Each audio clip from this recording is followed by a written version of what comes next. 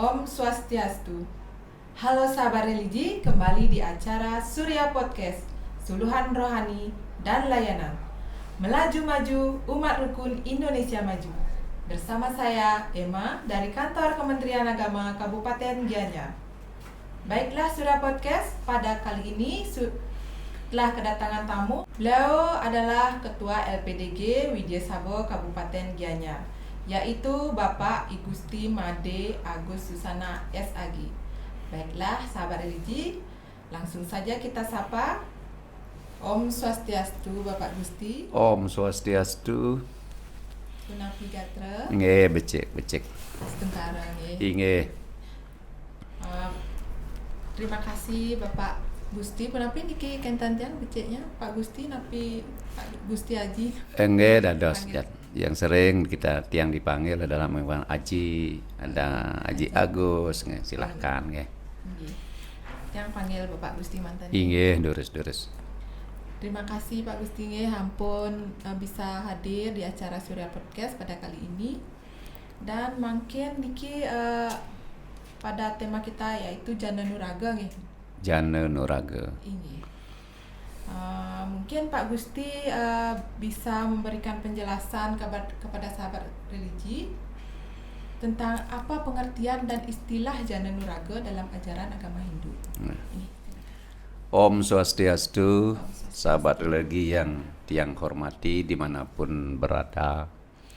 Jadi sesuai dengan tema kita pada hari ini adalah Jana Nuraga. Istilah ini kita ambil dari sebuah buku atau kitab, yakni Kitab Kekawin Ramayana. Di sana disebutkan di dalam Kitab Ramayana, jadi ada saka nikang rat yang kita wenang manut. Manupa desa prehatah rumak seya, kesayan nikang papa nahan prayojana, Jana Nuraga adi duin kepanguha. Jadi istilah ini ditulis di dalam Kitab Kekawin Ramayana. Istilah ini disampaikan oleh Sri Rama kepada Wibisana yang akan menggantikan Raja Alengka. Jadi beliau Wibisana tidak mau jadi raja karena satu-satunya hanya dia yang masih hidup. Jadi atas nasihat Rama akhirnya beliau mau menjadi raja. Diberilah nasihat oleh beliau. Salah satu jadi pengertian tadi adalah ada menyebutkan Jana Nuraga. Kalau dari segi pengertian, Jana Nuraga itu adalah terdiri dari dua kata. Kata Jana dan kata Nuraga. Jadi sahabat sudah tahu apa itu Jana. Jana itu adalah manusia. Nuraga itu merupakan kesayangan. Boleh juga dikatakan disayangi. Jadi secara pengertian Jana Nuraga itu adalah manusia yang disayangi. Disayangi oleh siapa? Ya semua makhluk hidup, utamanya bagi manusia itu sendiri. Karena manusia merupakan makhluk individu dan juga manusia merupakan makhluk sosial. Jadi kenapa kita mengangkat tema ini? Jadi kita sebagai manusia alangkah baiknya, alangkah bagusnya supaya disayangi oleh semua orang. Walaupun bagaimana kita hidup tidak ada yang menyayangi, tidak ada yang menyegani, ya seolah-olah percuma lah hidup kita ini. Gitu ya. Seperti penjelasan Pak Gusti tadi, Jana Nuraga merupakan manusia yang disayangi oleh semua orang dan memiliki ilmu pengetahuan dan filsafat agama. Jika dikaitkan dengan moderasi beragama, adakah kolerasinya dalam kehidupan sosial beragama? Ya, masalah kolerasi atau hubungannya kan jelas. Agama manapun atau agama apapun itu. Jadi moderasi itu sangat penting. Karena moderasi itu merupakan cikal bakal daripada keharmonisan, daripada kerukunan hidup kita sebagai manusia, sebagai warga negara itu. Dan sekarang dalam kehidupannya, untuk mencari atau kita melakoni kehidupan kita sebagai umat beragama, kita harus tahu tujuan hidup yang sebenarnya. Karena apa? Karena di zaman ini ada orang bilang zaman now, ada orang bilang zaman milenial, ada orang membilang zaman Kali Yuga. Di zaman Kali Yuga itu menurut kitab Bhagavad Gita ada 4 yang akan bisa menjalani kehidupan itu, 4 golongan. Golongan apa itu? Pertama adalah golongan orang yang bijaksana. Kedua adalah golongan pemberani. Ketiga adalah golongan yang memiliki tutur kata yang lemah lembut. Dan yang keempat adalah golongan yang tahu tentang tujuan hidup dan cara untuk mencapai tujuan itu. Bicara sekarang tujuan hidup, kita kan kadang-kadang bingung. Ada orang tujuan agama, ada tujuan hidup, ada tujuan kehidupan. Kita sebagai umat agama Hindu sudah jelas. Tujuannya apa? Jelas. Moksartam jagadita ya caiti dharma. Jadi untuk mencapai kebahagiaan alam semesta dan kebahagiaan di akhirat. Kita tidak serta-merta selalu membicarakan sorga, membicarakan moksa semasa kita hidup. Oleh karena demikian, kehidupan inilah yang amat penting. Sebab kita tahu orang hidup itu pasti akan mati. Karena di mana ada hidup di sana pasti ada mati.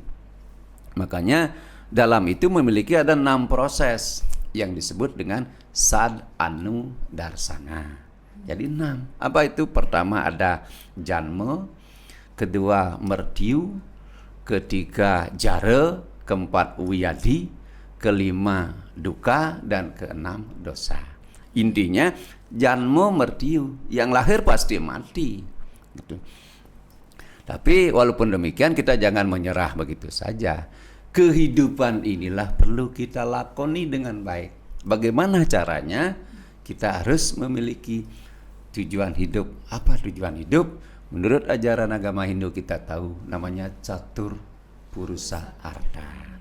Kalau itu kita jelaskan, catur itu 4, purusa itu adalah yang manusia, sedangkan artha adalah tujuan. Jadi 4 tujuan hidup daripada manusia. Apa itu? Dharma, artha, kama, dan moksa.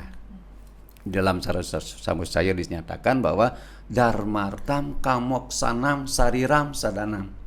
Yang artinya dharma, artha, dan kama sebagai sarana untuk mencapai tujuan. Tujuan itu adalah moksa. Nah, oleh karena demikian, kita tujuan hidup tahu inilah pentingnya. Kita tahu ilmu agama, pengetahuan agama, dan filsafat agama. Ilmu agama kita boleh pelajari, ada buku-buku yang banyak. Pengetahuan agama ini berdasarkan pengalaman. Sedangkan filsafat agama disinilah perlu logika atau logos, jadi pikiran yang logis.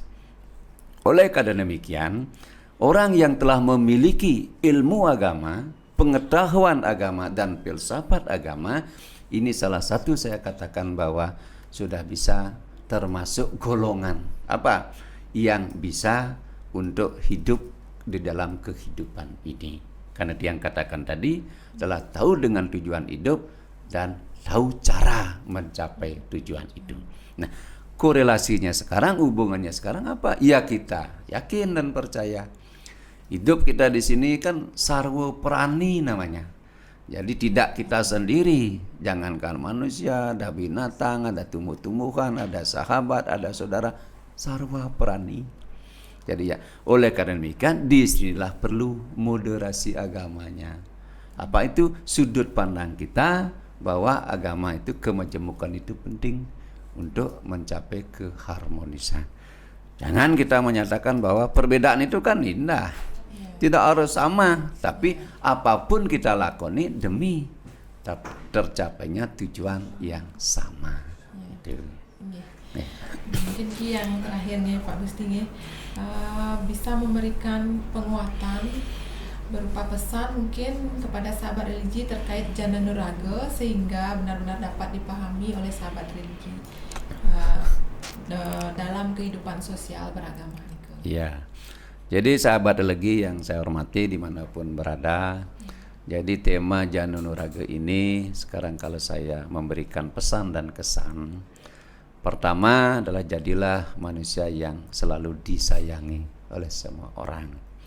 Kalau kita sudah disayangi, dimanapun kita berada, kapanpun kita melakukan sesuatu, jelas kita akan menjadi orang yang terpandang atau orang yang baik, orang yang diterima oleh semuanya. Jadi pesan yang kedua, untuk menjadi kesayangan semua orang,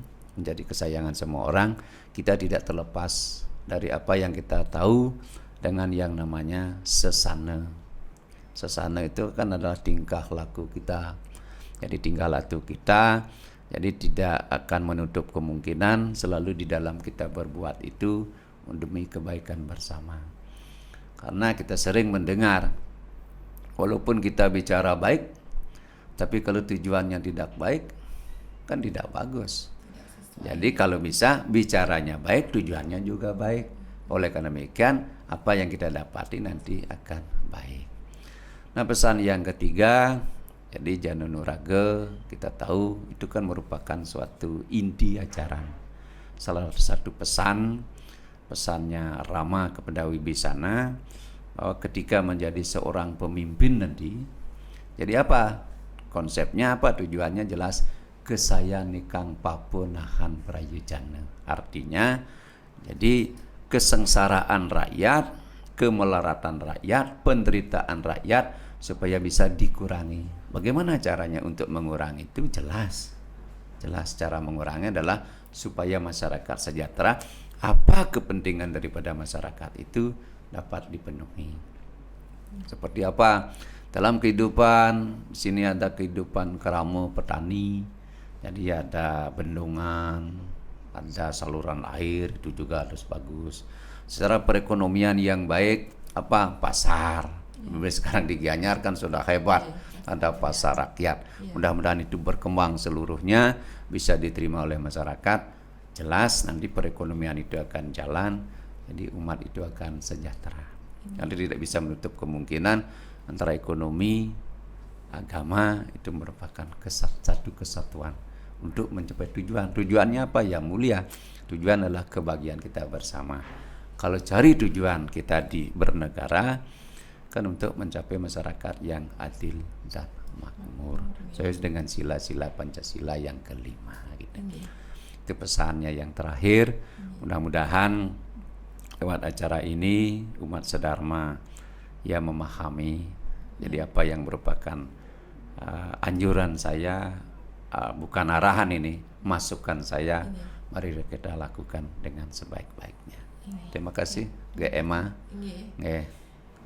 Bapak Gusti, terima kasih atas pembahasannya yang sangat bermanfaat tentunya bagi sahabat religi semua, dan semoga kita bisa bertemu kembali dengan tema yang berbeda.